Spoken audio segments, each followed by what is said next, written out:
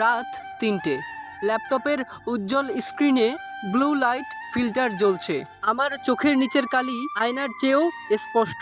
গত কয়েক রাত আমি এক মুহূর্তের জন্যেও চোখ বন্ধ করতে পারিনি।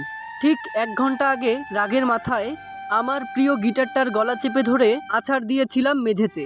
কাঠের বডিটা টুকরো হয়ে সোফার পাশে ছড়িয়ে আছে। ছিঁড়ে যাওয়া তারগুলো এখন কঙ্কালের হাড়ের মতো মেঝেতে কুঁচকে পড়ে আছে। উপরে ফ্যান চলার হালকা গুঞ্জন ছাড়া চারপাশটা শ্মশানের মতো নিস্তব্ধ। হঠাৎ ফোনের স্ক্রিনটা তীব্র আলোয় কেঁপে উঠল। কলার আইডিতে ভেসে ওঠা নামটা দেখে আমার হৃৎপিণ্ড যেন এক মুহূর্তের জন্য থেমে গেল। সে আজ থেকে ঠিক ৪ বছর আগে পৃথিবী ছেড়ে চলে গেছে, অন্তত আমার জানা মতে। না চাইতেও ভুল করে কলটা রিসিভ হয়ে গেল। ল্যাপটপের আলোয় প্রতিফলিত আমার মুখটা ফ্যাকাশে দেখাচ্ছে। ফোনের স্ক্রিনে এখন আমার ড্রয়িং রুমের লাইভ ফুটেজ।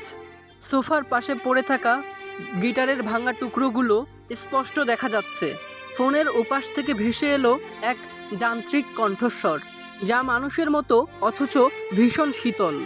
তুমি যা ধ্বংস করতে চেয়েছো তা কি সত্যিই শেষ হয়েছে, নাকি কেবল নতুন করে শুরু হলো?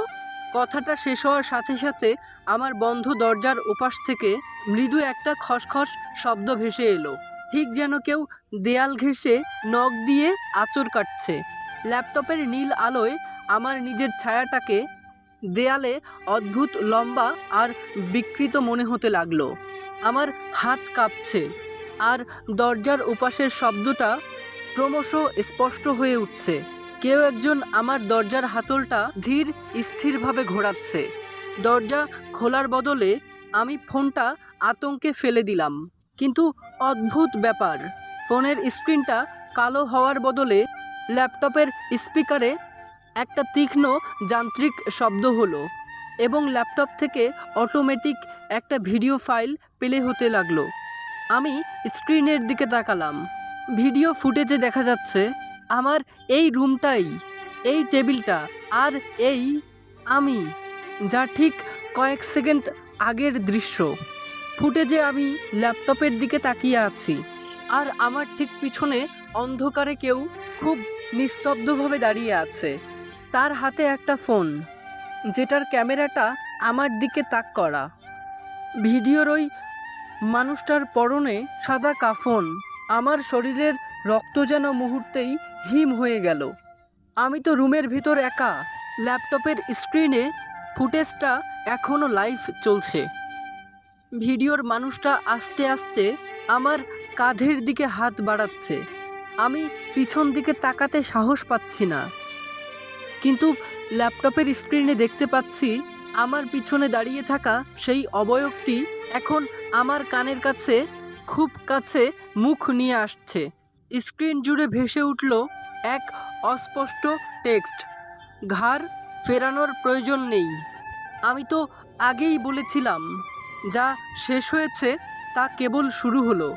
গল্পে ফেরার আগে আপনাদের কাছে ছোট্ট একটা অনুরোধ করছি, দয়া করে লাইক, কমেন্টস এবং বন্ধুদের সঙ্গে শেয়ার করে দিবেন।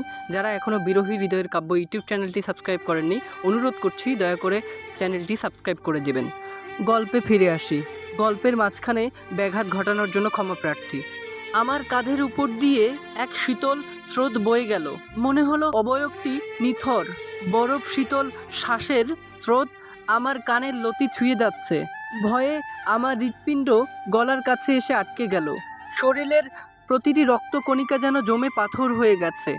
আমার ঠিক পেছনে যে কেউ একজন দাঁড়িয়ে আছে, তার ভারী অস্তিত্ব আমি হাড়ে হাড়ে টের পাচ্ছিলাম। ল্যাপটপের স্ক্রিনে ফুটেজটা এখনও লাইভ।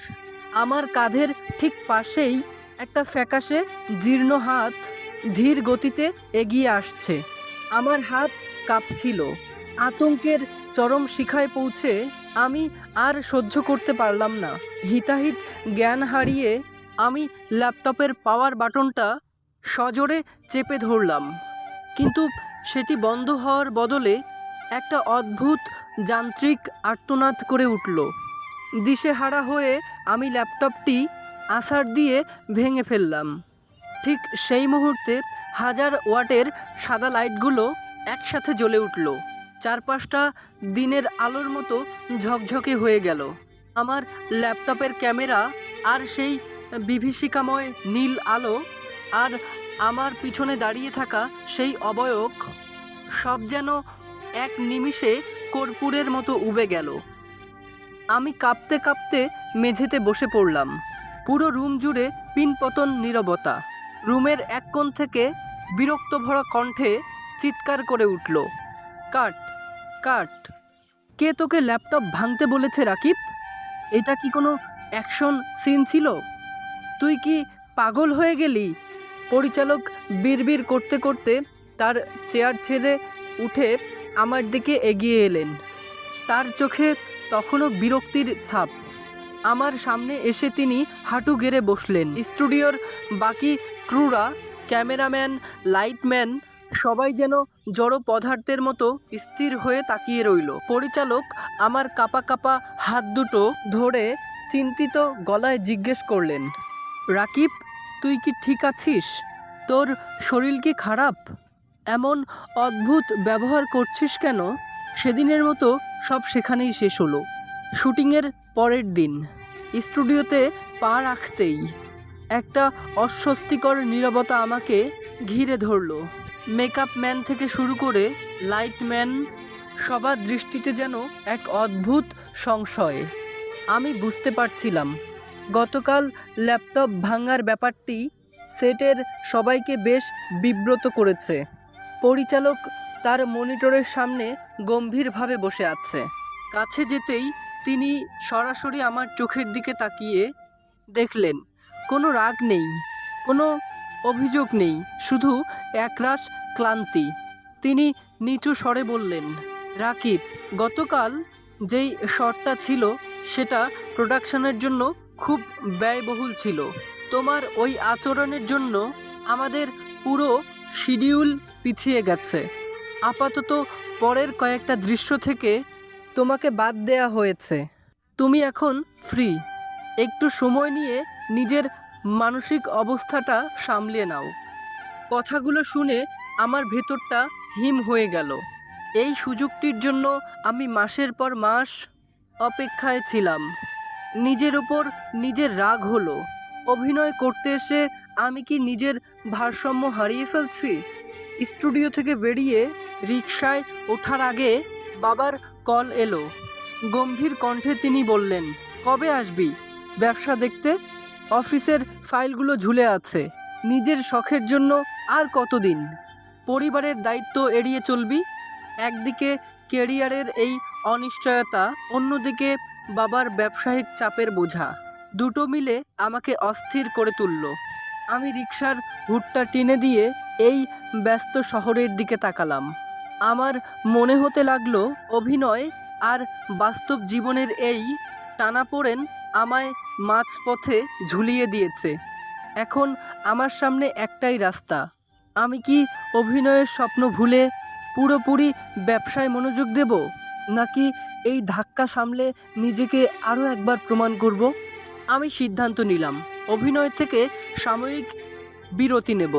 আর সেই সিদ্ধান্তটা আমি বেশ ভালোই নিয়েছিলাম। বাবার ব্যবসার কাজে পুরোপুরি নিজেকে সঁপে দিয়ে দেখলাম অস্থিরতা ক্রমশ কমে আসছে। অফিসের নিত্য নতুন সমস্যা, সাপ্লায়ারদের সঙ্গে দেন দরবার এবং বিভিন্ন মানুষের সাথে প্রতিদিনের মিথস্ক্রিয়া আমাকে জীবনের এক নতুন অন্তর্দৃষ্টি দিল। আমি অবাক হয়ে লক্ষ্য করলাম স্টুডিওর কৃত্রিম নাটকের চেয়ে বাস্তব জীবনের সংঘাতগুলো অনেক বেশি জটিল আর নিখুঁত। গ্রাহকদের সাথে কথা বলার সময় তাদের জেদ, হতাশা কিংবা হাসির পিছনের যেই সূক্ষ্ম আবেগগুলো আমি দেখছিলাম, তা কোনো অভিনয়ের স্ক্রিপ্টে পাওয়া অসম্ভব। আমি নিয়মিত আমার ল্যাপটপের একটি ফাইলে এই অভিজ্ঞতাগুলো গল্পের আকারে লিখে রাখতে শুরু করলাম। ধীরে ধীরে আমি বুঝতে পারলাম অভিনয়ের জন্য স্টুডিওর কৃত্রিম স্ক্রিপ্টের চেয়ে জীবনের বাস্তব অভিজ্ঞতাগুলো সবচেয়ে বড় শিক্ষক। বাবার ব্যবসার হাল ধরার পাশাপাশি এই লেখাগুলো আমাকে এক নতুন মানসিক স্থিরতা দিল, যা আমি আগে কখনো অনুভব করিনি। অভিনয়ের সেই পুরনো আতঙ্ক আর ভয়ের জায়গাটি এখন দখল করে নিয়েছে এক গভীর পরিপক্কতা। অনেক দিন পর বাবার ব্যবসার কাজে আমি এখন পুরোপুরি সফল। অফিসের জটিল সব বিষয় এখন আমার হাতের মুঠোয়। কাজের এই ব্যস্ততা আর বাস্তব জীবনের অভিজ্ঞতা আমাকে এক নতুন উচ্চতায় নিয়ে গেছে। এমন সময় হঠাৎ একদিন সেই পুরনো পরিচিত প্রোডাকশন হাউস থেকে ফোন এলো। এবার আর কোনো ছোটোখাটো কাজ নয়, সরাসরি প্রধান চরিত্রের অফার। পরিচালক নিজে এসে আমাকে বললেন, রাকিব, তোমার মধ্যে এক গভীরতা এসেছে যা আগে ছিল না। আমরা এই তুমিকেই খুঁজছিলাম। শুটিং সেটে এবার আমি পা রাখলাম আমি একজন নতুন মানুষ হিসেবে। 1000 ওয়াটের লাইটগুলো এখন আর আমাকে বিচলিত করতে পারল না, বরং সেই আলোর নিচে আমি নিজেকে সঁপে দিলাম। স্ক্রিপ্ট বারবার পড়ার প্রয়োজন হলো না। আমার ডায়েরিতে লেখা বাস্তব জীবনের অভিজ্ঞতা আমার রক্তে মিশেছিল। পরিচালক অ্যাকশন বলার সাথে সাথে আমি ক্যামেরার সামনে দাঁড়ালাম। কোনো কাট ছাড়াই, কোনো জড়তা ছাড়াই আমি দৃশ্যটি শেষ করলাম। আমার চোখের চাহনি, কথা বলার ভঙ্গি আর আবেগের সূক্ষ্ম প্রকাশ সব কিছু আমি ঢেলে দিলাম। সবাই দেখে অবাক হয়ে গেল। পরিচালক তার চেয়ার ছেড়ে উঠে এসে আমার কাঁধে হাত রাখলেন। তার চোখে মুখে তখন প্রশংসা। সেই নাটকটি মুক্তির পর পুরো দেশ যেন নতুন এক রাকিবকে আবিষ্কার করলো। একের পর এক প্রডিউসারের ডাক আসতে লাগলো। প্রতিটি চরিত্র যেন আমার জন্য অপেক্ষা করছিল। আমি এখন শুধু একজন অভিনেতা নই, আমি দর্শকদের ভালোবাসার মানুষ। তবে মাঝে মধ্যে যখন ল্যাপটপ নিয়ে বসি বা পুরনো সেই ডায়েরির পাতা উল্টাই, মনে হয় কখনো কি আবার সেই অবয়বটি আসবে। আমি ল্যাপটপের স্ক্রিনে নিজের প্রতিচ্ছবি দেখি। কোনো ছায়া নেই, কোনো বিভ্রম নেই, আছে কেবল সাফল্যের উজ্জ্বল এক মানুষ। আমি জানি আমি শুধু অভিনয় করি না, আমি এখন জীবনকে জয় করতে শিখেছি। আর গল্পের শেষটা, গল্প তো শেষ হয় না। আমার সাফল্যের নতুন অধ্যায় কেবল শুরু হলো। আমিও তো আপনাদের কাছে একটু ভালোবাসার হাত চেয়েছি। আপনাদের একটুখানি ভালোবাসা পাওয়ার আশায় কত কিছু করি। আপনারা একবার কল্পনা করেন, একটা গল্প লিখতে, কবিতা লিখতে, আবার সেটাতে ভয়েস ওভার দিতে, সেটা আপনাদের মাঝে উপস্থাপনা করা, সব কিছু এত সহজ আপনাদের কি মনে হয়? অথচ এর বিনিময়ে আপনাদের কাছে কিছুই চাওয়ার নেই, শুধু আপনাদের একটু সাপোর্ট, একটু সহযোগিতা ছাড়া। আপনারা যদি আপনাদের অফুরন্ত ভালোবাসা থেকে একটু ভালোবাসা আমাকে দেন, তাতে আপনাদের ভালোবাসা তো ফুরিয়ে যাবে না, শেষ হয়ে যাবে না। একটা লাইক, কমেন্টস, আপনাদের বন্ধুদের সঙ্গে শেয়ার করা, আর যারা এখনও বিরোহী হৃদয়ের কাব্য ইউটিউব চ্যানেলটি সাবস্ক্রাইব করেননি, তারা শুধুমাত্র সাবস্ক্রাইব করে দিবেন। এর বাইরে আপনাদের কাছে আর কি বা চাওয়ার আছে? আর গল্পের মাঝে ভুল ত্রুটি, কথার জড়তা, আপনাদের অপছন্দনীয় বিষয় এবং আপনাদের বিরক্তির মুহূর্তগুলো ক্ষমা সুন্দর দৃষ্টিতে দেখার জন্য বিনীতভাবে অনুরোধ জানাচ্ছি। আপনারা যদি আমার ভুলগুলো দেখিয়ে দেন, পরবর্তী সময় আমি চেষ্টা করব সেই ভুলগুলো সর্বোচ্চ এড়িয়ে যাওয়ার। আপনাদের প্রত্যেকের সুস্বাস্থ্য কামনা করে আজকের মতো বিদায় নিচ্ছি।